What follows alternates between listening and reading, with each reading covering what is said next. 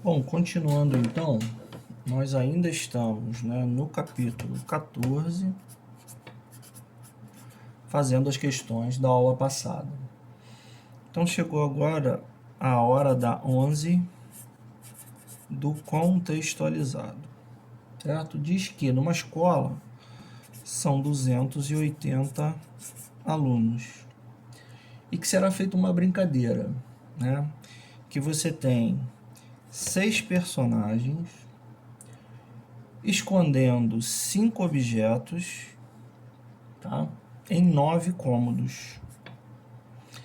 E o diretor da escola sabe que algum aluno vai acertar. E o porquê é uma das opções de resposta dessa questão. Então, o que vai acontecer? Aqui é uma questão clássica de princípio multiplicativo. Quantas opções você tem para escolher as personagens? 6. Para cada personagem dessa escolhida, existem quantas possibilidades de objeto? 5. Para cada personagem escolhido e para cada objeto escolhido, existem quantas possibilidades de escolher o cômodo onde esse objeto será guardado? 9. Tá? Então, o total de possibilidades, de 6 personagens guardarem 5 objetos em 9 cômodos, o total de possibilidades diferentes disso acontecer é o produto das 3 informações. Então, a personagem 1 pode pegar o objeto 3 e guardar no cômodo 5. A personagem 1 pode pegar o objeto 1 e guardar no cômodo 1. Então, todas essas possibilidades estão sendo computadas no princípio multiplicativo, certo? 6 vezes 5, 30, 3 vezes 9, 27, ou seja, são 270 arrumações, São arrumações possíveis. Como cada aluno fala uma única resposta e são 270 arrumações possíveis, uma hora um aluno vai acertar, porque são 280 alunos falando cada uma possibilidade diferente. Já que você tem 270 possibilidades, uma hora um aluno vai acertar. E isso, aparece como resposta na letra A. O diretor sabe que algum aluno acertará a resposta porque há 10 alunos a mais do que possíveis respostas distintas. Ok? Beleza. Vamos passar aqui nesse mesmo vídeo para a questão 14.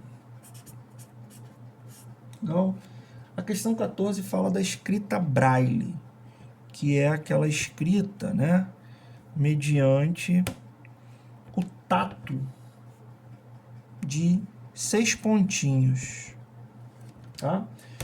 Ele diz assim: a escrita braille para cegos é um sistema de pontos no qual cada caractere é um conjunto de 6 pontos distintos em forma retangular, tá aqui, dos quais pelo menos um se destaca em relação aos demais. Então você pode ter uma situação como essa, você pode ter uma situação como essa aqui, você pode ter uma situação como essa. Ou seja, ele diz o seguinte: em cada situação, em cada letra, pelo menos um pontinho se destaca em relação aos demais. Então, pelo menos um. Você pode ter todos destacados ou pelo menos um se destaca. Então, o número total de caracteres que podem ser representados nesse sistema Braille é... Eu vou pensar no seguinte, Imagina que a gente consiga numerar isso aqui, 1, 2, 3, 4, 5 e 6, tá?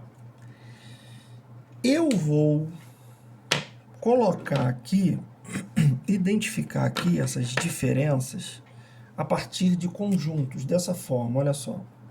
Isso aqui representa aquela letrinha ali aumentada, aquele caractere ali aumentado. Então, é apenas o conjunto 1, ou seja, o 1 ficou aumentado. Esse aqui diz para mim, que é apenas o caractere 3. Ele ficou aumentado. Tá legal? Já esse aqui de baixo, ele vai dizer para mim que os caracteres, esse aqui, ó, ele vai dizer para mim que os caracteres 1 e 4, né, ficaram aumentados. Tá certo?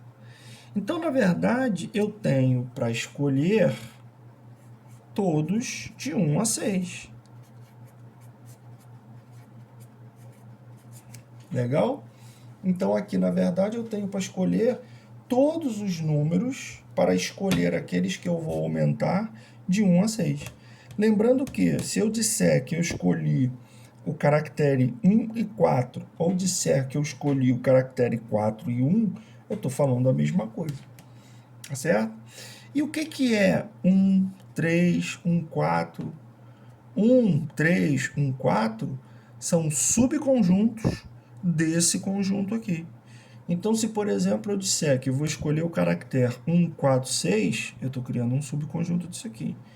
Se eu disser, por exemplo, que vou escolher o caractere 2 e o caractere 5, né, a bolinha 2 e 5 para aumentar, é um subconjunto disso aqui. Então, na verdade, todas as possibilidades de alterar caractere aqui, né, de alterar uma bolinha, fazer ela ser maior, se destacar em relação às demais, é, na verdade, ver todas as possibilidades de subconjunto desse conjunto. Ou seja, se aqui tem 6 elementos, existem 2 elevado a 6 subconjuntos possíveis, né? Existem 2 elevado a 6 subconjuntos possíveis.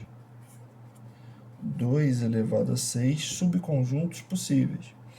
Só que 2 elevado a 6 subconjuntos possíveis inclui o conjunto vazio, ou seja, inclui a possibilidade de você não escolher nenhum númerozinho desse para aumentar o caractere, né? E isso não pode, porque tem que ter pelo menos um caractere aumentado.